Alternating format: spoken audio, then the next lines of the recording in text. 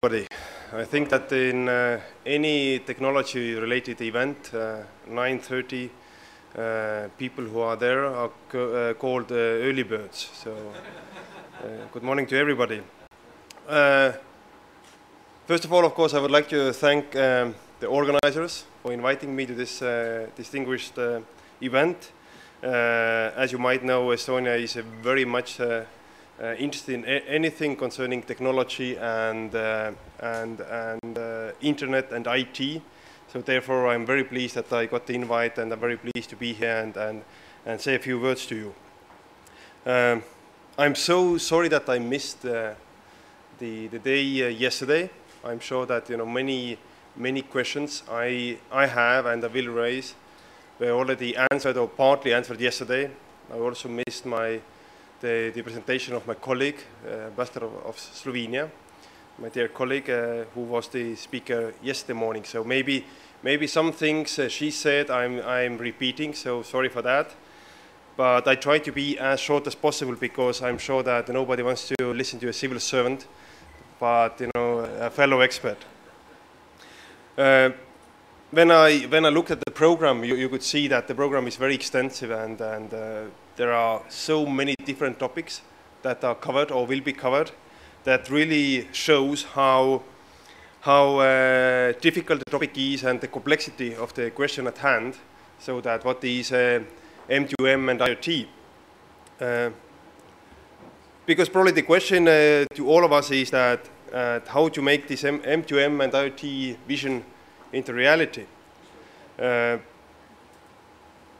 Like all of us who have questions, is infrastructure there or it needs to be established? What is the role of standards? Is it too vague thing to comprehend? And for me personally, there is a question that are startups the only way forward to take this vision to reality? Because startups, by definition, are the companies representing the people who can think out of the box. And maybe this is what you need. And when I also looked at the program, I saw that e-health is the next panel. E-health for me mostly relates to e-government. So another thing that, if you take m2m and IoT, is this different from e-government? Should we separate them or can we separate them? In theory, of course, everything is very simple and you can say things in just few words or few sentences. I'm sure that every one of you have been to internet and Googled what M2M is and what IoT is. I at least see that and try to figure out what Wikipedia, for example, says about that. And Wikipedia puts it very simply. You probably have seen it that machine-to-machine refers to technologies that allow both wireless and wired systems to communicate with other devices of the same type. Very simple. Nothing to be added. And the Internet of Things is more or less the same thing, but of course the key let's say element in IoT is probably that it uses internet, so that it doesn't need any other, let's say, separate network for that. But of course I had to say briefly what we have done in Estonia. To start with, I have to say that we have an idea, and usually it's a good start. But of course, like everywhere else, also in Estonia, we have more questions than answers, I suppose, still. I have spoken to many people in Estonia who are in this business, asking them what they think, and obviously, like all of you, I got very fascinated about the topic. Probably the biggest, but the most important thing about this topic is that it seems that at least technology is there. It's already available. We don't have to worry about that. And the biggest challenge for us is how to make applications, how to use the technology. For that, of course, we need a good, friendly ecosystem. We need a strong coordination mechanism. We need also help against market failures. We need financing. We need regulation. And obviously the question raises that can the private sector do it? In Estonia, the discussion is still ongoing if private sector can do it.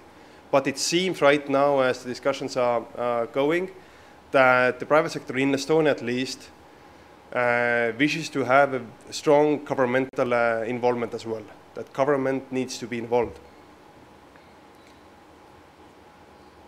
Thinking of smart cities, I follow very closely the discussion in India, that also the current government has promised to create 100 new smart cities.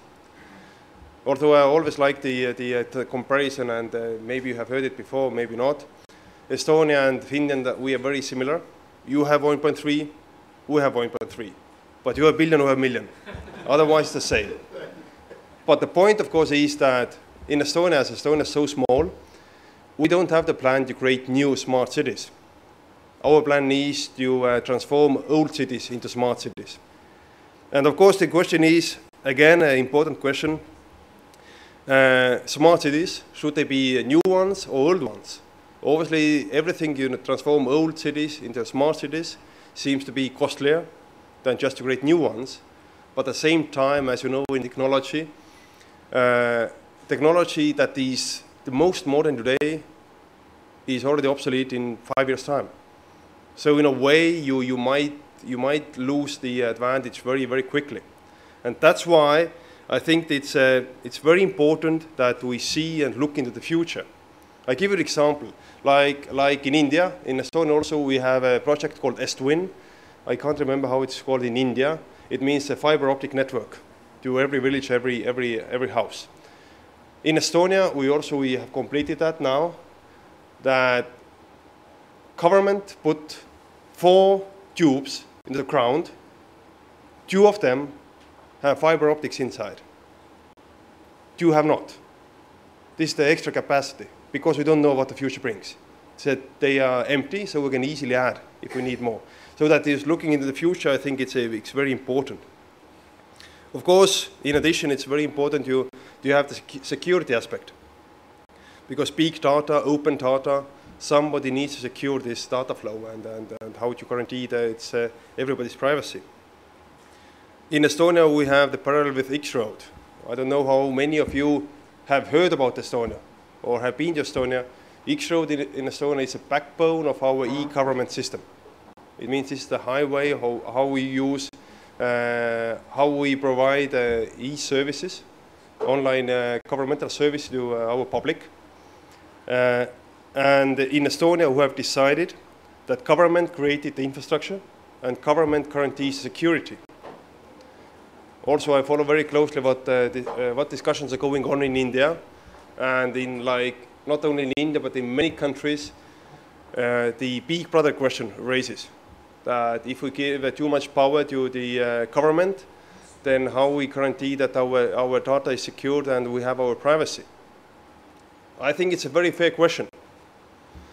The alternative is that we outsource it from the private sector. But I would say exactly the same questions remain.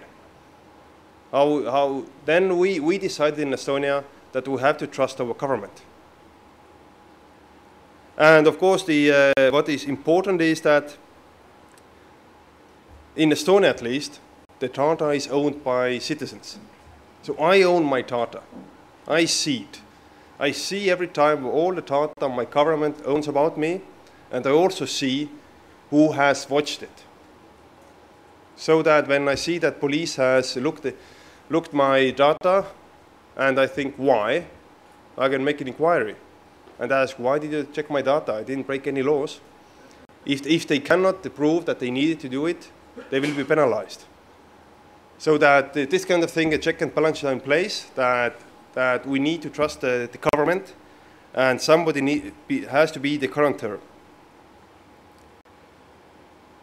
Also, the important question, I think, in m2m and IoT is also demand and supply side. Should it be demand-driven or supply-driven?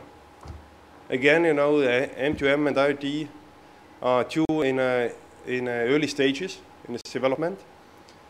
If you take e-governance, at least again I can talk about Estonia, the country I know the best. It was very much supply-driven. Like in India right now, we had a very strong political leader said we need it.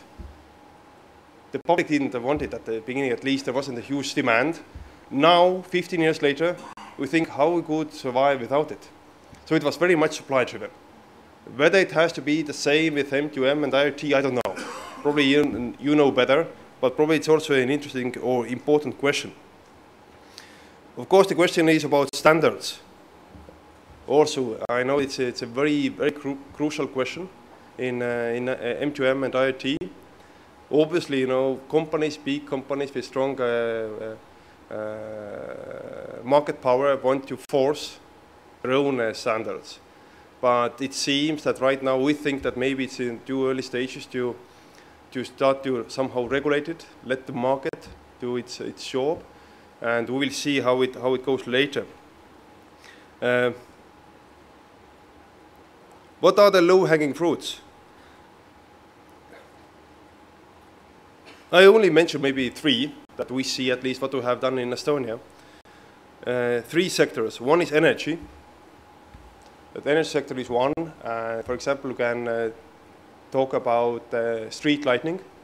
I'm happy to say that one of the companies from Estonia is here also, who is active in this business, that provides smart lighting, how to save energy about 80% of the current consumption. Or let's say smart readers, smart grids. So energy is definitely one of the sectors. Then the garbage. Garbage also, if you think that, you know, you can have sensors to see when the bins are full and need to be emptied. So how to optimize it. And parking, for example. It's the easiest way also to have how to optimize parking in big cities like Delhi. So what next? We think that government's role is very important because we need infrastructure and because it's about big data, open data, and we need somebody to guarantee the security of this data. As said before, the technology is already there, but we need some kind of thought-through, integrated concept. And when I spoke to my colleagues in our PMO, who has the lead in this in Estonia, they say that we don't have it yet, but we plan to have some kind of early concept by next year, so that at least it seems that in Estonia from the governmental side, we also try to take a strong lead. Whether the same applies to India, the best choice for India, I don't know, but at least it's what we do in Estonia. Why we have done this? Probably because our experience shows that it has had some, let's say, tangible results with the e-government especially. We are a small country with a well-established infrastructure, and it has served well as a laboratory. Also, Estonians are very open-minded to changes. It's also very important because now as we have this technology there, we really want to test new things. And also many foreign companies have come to Estonia to test it because they know that if Estonians can do it, okay, it's a good sign. Of course, the important question is to you, especially I'm sure that you have faced it many times, is if you take the governmental strong role, the problem is that, what I also emphasized in the beginning, we have to be able to think in the long term. But if you think the governments usually will think in the short term because of fiscal policies. Usually it's only 1 year, it's annual thinking. But how to think long term also from government side, it takes really a strong effort. And again, it's a good let's say example is if you take street lighting, bulb versus LED. Bulb is, you know, it's cheap, you can easily do it. LED, it's a long-term thinking, plus you can make it smart, like Mr. Work knows well here in the front row.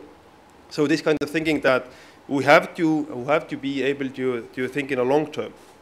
So more or less what I want to say that I wish you all the courage to think in the long term. Sometimes it just takes a leap of hope, and we think that, you know, it's worth it and we should try it. And why we are here also, that we want to learn from others. I think this is the business where we have to learn from others. And this is nothing we can do behind the closed doors. Exactly, we have to be everywhere and see what others are doing. And you might think, what is the connection of my pictures to what I just said? Absolutely nothing. I just, this is something I think that, we have to remember that some things don't have to be smart and modern. Thank you so much.